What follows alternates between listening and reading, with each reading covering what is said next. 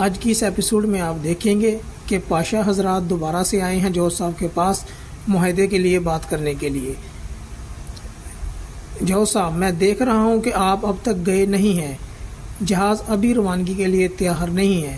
جب جہاز روانگی کے لیے تیار ہوگا تو ہم چلے جائیں گے۔ آپ یہاں کیوں آئے ہیں پاشا؟ پاشا، آپ یہاں کیوں آئے ہیں؟ جب جہاز روانگی کے لیے تیار ہوگا تو ہم چلے جائیں گے۔ میں یہاں آپ سے کچھ اہم امور پر بات تبادلہ خیال کرنے کے لیے آیا ہوں۔ میں آپ سے یہاں کچھ اہم امور پر تبادلہ خیال کرنے کے لیے آیا ہوں۔ اس میں جرمن حکومت کی سلطنت عثمانیہ کے ساتھ کیے جانے والے معاہدوں کی تفصیلات موجود ہیں۔ اس فائل کو آپ چیک کریے، اس میں جرمن حکومت کے ساتھ سلطنت عثمانیہ کے ساتھ کیے جانے والے معاہدوں کی تفصیلات موجود ہیں۔ آپ اس کو ذرا غور کریے۔ اب آپ اس بارے میں کیوں بات کر رہے ہیں؟ کیونکہ آپ نے اپنی شراکت داری سے دستبردار ہونے کا فیصلہ کیا ہے، لہذا ہم نے بھی آپ کی حکومت کے ساتھ کی جانے والی شراکت داری پر نظر ثانیوں کا فیصلہ کیا ہے، اور یقیناً ہم بھی کچھ شراکت داریوں سے دستبردار ہو جائیں گے۔ ہم ان سب کا جائزہ لے رہے ہیں۔ آپ یہ نہیں کر سکتے، آپ یہ نہیں کر سکتے۔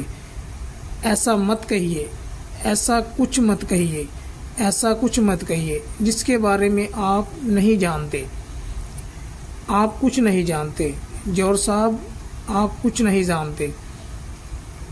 آپ ہرگز نہیں جانتے کہ ایک عثمانی سلطنت کیا کچھ کر سکتی ہے، خاص طور پر جب آپ خود ایک قدم پیچھے ہٹیں تو سلطنت عثمانیہ 10 قدم پیچھے ہٹے گی۔ جوہر صاحب، جوہر صاحب، اگر آپ ایک قدم پیچھے ہٹیں گے تو سلطنت عثمانیہ 10 قدم پیچھے ہٹے گی۔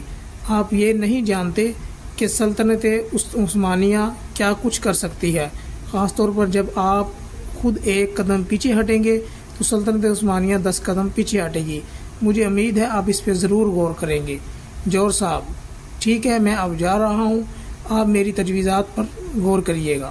جوہر صاحب، ٹھیک ہے جی، مجھے امید ہے کہ آپ ان تجویزات پر ضرور غور کریں گے۔